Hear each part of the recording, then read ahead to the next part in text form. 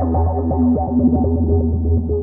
guys, it's Moz here from Moz6510 Models. We are a channel dedicated to help you become a better scale modeler. So I'm going to be talking tonight about a very important piece of equipment that I use when I do my modeling, whether I'm cutting pieces off sprues, whether I'm cutting out decal sheets, even to the point of just scraping away some filler. Is this scalpel knife is a very good rounded tool when you do your model making.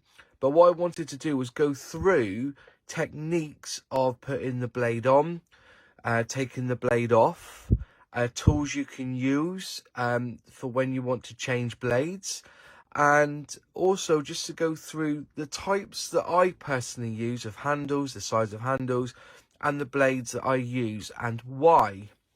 So this video is going to be an all-rounder with a few little tips, and hopefully you'll gain something from this. And if you don't have a scalpel, this may be a good stepping stone into using the scalpel in your modeling.